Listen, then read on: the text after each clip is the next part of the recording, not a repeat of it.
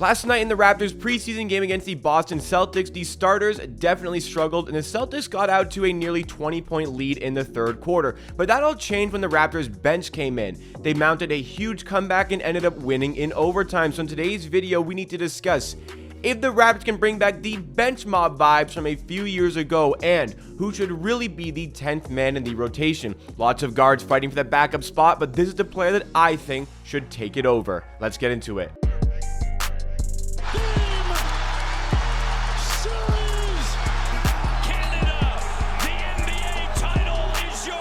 What's going on, NBA and Raptors fans? It's Jacob here back with Amateur Sports for another Toronto Raptors YouTube video. On this channel, I bring you the greatest coverage and analysis on the latest Toronto Raptors news and videos and content just like this. So if you like what you see from today's video, make sure you are subscribed to the channel. You could help us on a road to 12,000 subs. We're like 30 subs away from that huge milestone. And along the way with that, you also get a watch party on this channel for every single Raptors game. We had a blast at the one yesterday. Hope to see you at the next one. But our video today is about the Raptors bench because they were once again the stars of the show. The Raptors were down 18 points to the Celtics going into the fourth quarter, and the bench really took it over. A lot of the bench unit, a lot of like the depth unit, guys vying to make the roster, really got us back in this game. And to preface everything, we are going to take it for what it is. It's a preseason game. It was against the Boston Celtics bench and depth unit as well, but super exciting, super interesting to see all of these players actually show out and ball out, providing some sort of talent, because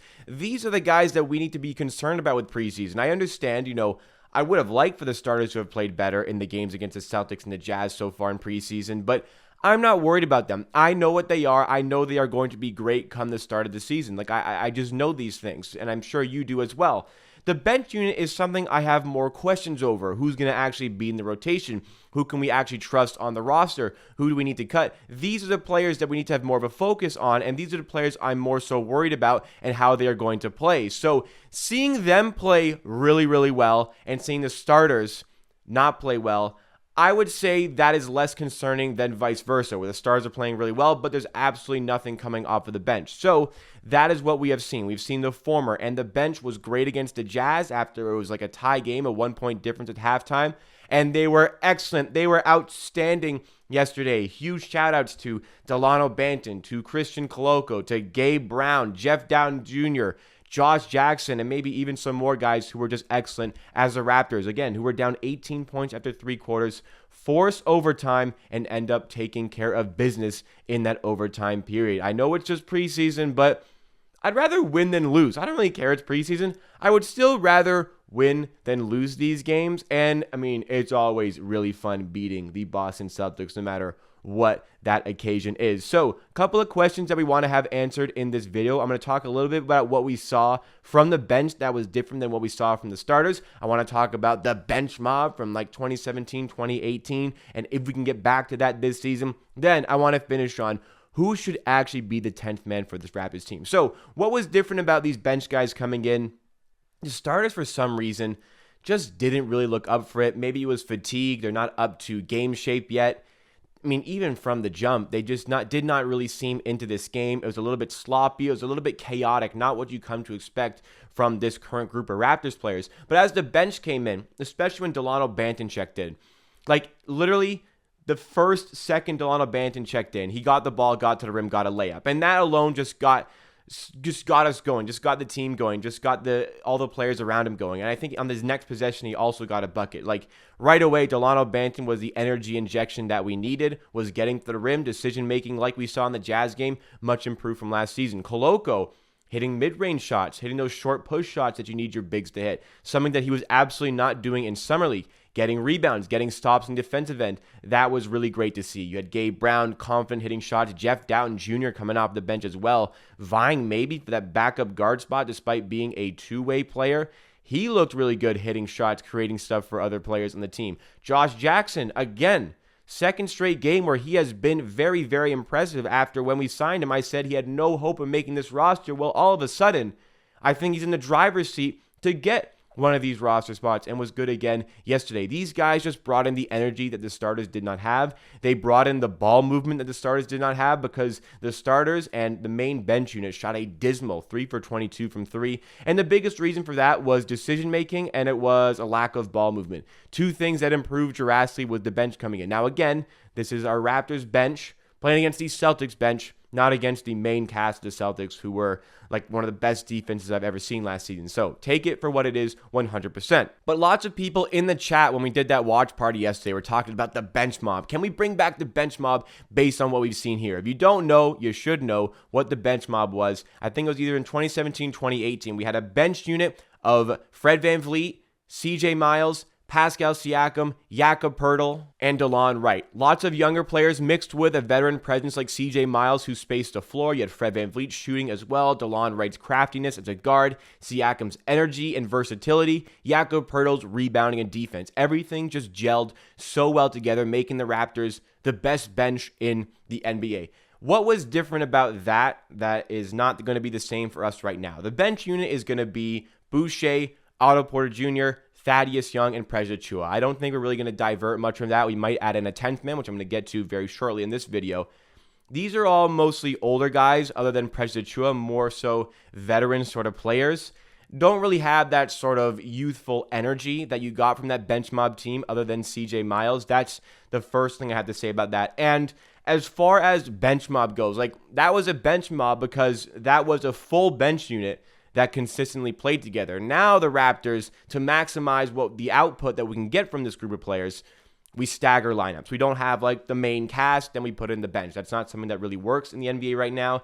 Just as Denver Nuggets fans, you have to watch their team employ that consistently. Stagger the minutes, get a lot of your starters in with your bench guys. You can maximize the output from starters. The starters, we had 5 of them average 15 plus points per game last season.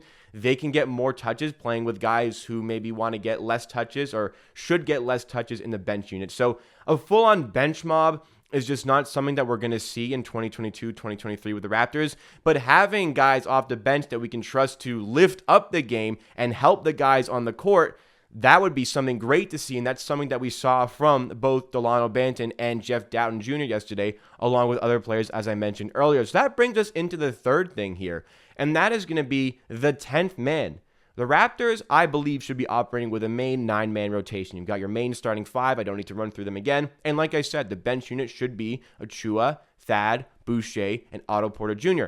Really, really like the 9-man rotation that we have, but it's a long, strenuous season. 82 games. You're going to need to use more players in these games, especially over the course of such a long season. You should. You don't know with Nick Nurse. Maybe he runs a 7-man rotation the entire year, something crazy like that. Obviously not, but we do need somebody we can trust to be that 10th man. And there are a lot of candidates that could fit into that 10th man role. One player that people want to think is going to be that 10th man is Juancho Hernangomez. And I've been adamant, I don't think he's going to be a main cast in the rotation, a main player in that cast, because personally, before this season, I hadn't seen much. And so far in these 2 preseason games, hasn't really been great. Yesterday, this guy really just struggled to make any sort of impact whatsoever for the Raptors on offense or on defense, and that was maybe a little bit worrisome. I'm not going to overreact to just 2 preseason games here, but didn't see a lot from him. I have seen quite a bit from some other players, like, again, Dalano Banton, who was the best player in that game against the Jazz and was one of the best players for the Raptors yesterday against the Boston Celtics. Jeff Dowtin Jr., a little bit older, quite a bit older than Dalano Banton. He looks like a pretty damn good point guard as well. Moves the ball well, shoots the ball well, gets the rim well. There are a lot of things to like about Jeff Dowtin Jr. as well. So who is actually going to be the backup point guard for this team as well? Fred VanVleet, as I mentioned in previous videos, averaged the most minutes per game in the NBA last season. We can't do that again. He can't do that again. So we need to give him some sort of break. Having guys who could come off the bench and we could trust in the point guard position would be great. Dalano Banton is really, really impressing me. I still need to see a little bit more from the decision making. I just need to see a bigger test for him before I'm really going to commit to Banton. Jeff Dowtin Jr. also need to see a bigger test. But these are 2 guys who I've been definitely impressed with. Not so much Juancho Hernangomez. There could be some other candidates here. I don't think Josh Jackson is going to have enough to get in the main rotation here, but maybe enough to actually make the roster for the Raptors. We will have to see in that endeavor. And you've also got to consider Malachi Flynn, who yesterday with that bar on his face looked like a Spy Kids 3 character on the bench. that was interesting. But is Malachi Flynn the guy we can trust in the backup guard? Is Dalano Banton the one we can trust? Is Jeff Dowtin Jr. the one we can trust? Based on what I've seen so far, Dalano Banton looks much better, a little bit better at least, than last season. And I think that would be enough for me, given the information I have right now, knowing that there's 3 more games I would have to see before I can really commit. Given what I've seen right now, I'm prepared to give Dalano Banton some more minutes off the bench. I was not a fan of Dalano Banton for much of last season, but I'm prepared to see another chance here. At the very least, this is not good enough to be a mainstay in the rotation, but when he comes on the floor, he brings energy, energizes the crowd a lot, seems to energize his teammates quite a bit, and just offers us a little bit of something different to maybe a team that was struggling yesterday to generate consistent offense. So right now I'm going with Banton there, but I don't think this is going to be a bench mob, as I said. It's going to be staggered. It's about getting the maximum output of all the players who touch the floor.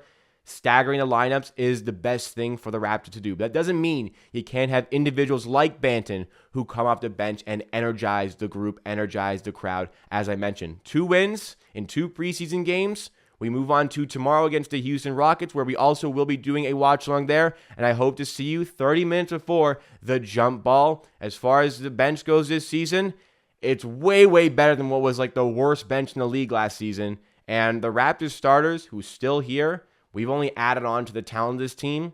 48 wins last year. Let's go get more this year. So what do you make of the Raptors bench and their performance yesterday? Who do you think is going to crack the main rotation for this team? And do you actually think we can restore the bench mob vibes this season? Let me know your thoughts and opinions in the comments down below, because that is it for me for today. Thank you so much for watching this video. Really appreciate the support you guys have been giving me. Be sure to drop a like on the video if you did enjoy. Let's try to get to 200 likes on today's video if we can. And if you enjoyed today's content and you want to see 3 or 4 Raptors videos like this every single week, on top of watch parties for every single Raptors game, then make sure you are subscribed to Amateur Sports. Also, you're helping us get so close to that 12,000 subscriber milestone. Hope to see you at a future video, and I hope to see you at the watch party tomorrow. I'll see you again next time for another video.